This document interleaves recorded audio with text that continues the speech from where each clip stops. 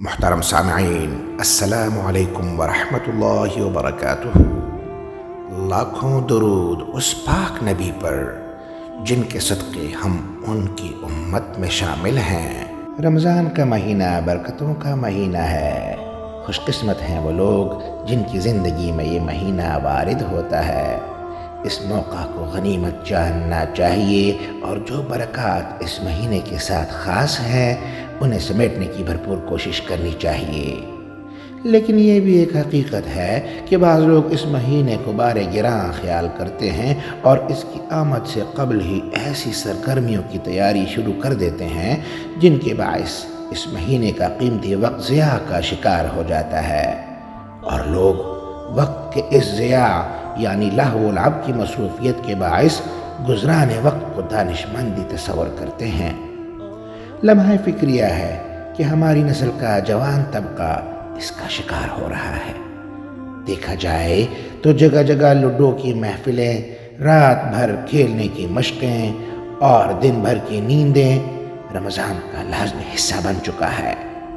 حال یہ کہ رمضان تھکاوٹ کا مہینہ ہے، اس کا ہر لمحہ غنیمت تصور کرتے ہوئے دن بھر روزہ رکھنا، رات کو تراویح کا اہتمام اور ختم القرآن کی مصروفیت کے ساتھ ساتھ رات گئے نوافل اور ذکر و اذکار سے ماہ رمضان کا استقبال ہی دانشمندی ہے۔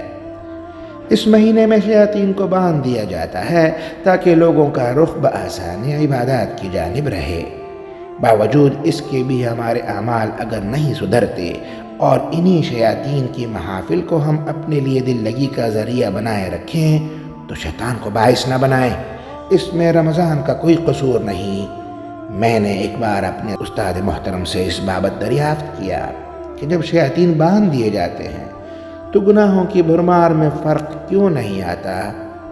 شیخ صاحب نے بڑا متوازن جواب دیا کہ حدیث کا مفہوم 100% درست ہے، لیکن ہماری تربیت پر سارا سال شیطان کی محنت اس قدر ہو چکی ہوتی ہے کہ جب شیاطین کو باندھ دیا جائے تب بھی اس محنت کا اثر برقرار رہتا ہے۔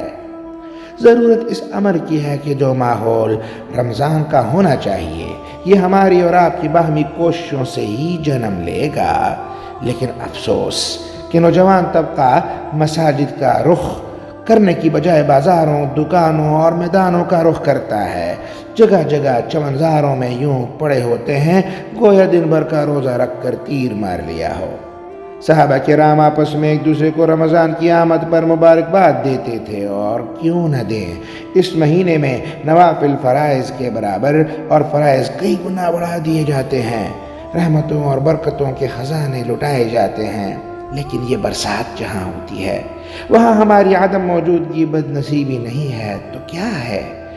آئیے عہد کریں کہ اس بار رمضان کی برکتوں سے اپنے دامن سمیٹیں گے۔ یہ ایک پیکج ہے جس میں نوافل اور ثواب بڑا چڑھا دیے جاتے ہیں۔ عام دنوں کی نسبت تھوڑی سی محنت کئی گنا زیادہ ثواب کا باعث ہوتی ہے، تو کیوں نہ اپنے ثوابوں کے پلڑے کو وزندار کر دیں اور اپنی سیاکاریوں پر حالت روزہ میں گڑ گڑا کر رب ذوالجلال سے معافی مانگیں، مساجد کو آباد رکھیں، تلاوت قرآن کا اہتمام روزانہ کریں، ذکر و اذکار روزانہ اپنے گھروں میں بصورت محفل کے بجا لائیں، مسائل دین کا مطالعہ کریں، ذرا اپنے مال کو حاجت مندوں کی داد رسی کے لیے بھی صرف کریں۔ بھائیوں اور بہنوں، ایک ایک روزہ قیمتی ہے۔ رمضان بھر کو سال بھر کی کاہلی کے لیے مداوع کر دیں اور اپنے ایمان کو منور کریں۔ اللہ ہمیں عمل کرنے کی توفیق عطا فرمائے، آمین۔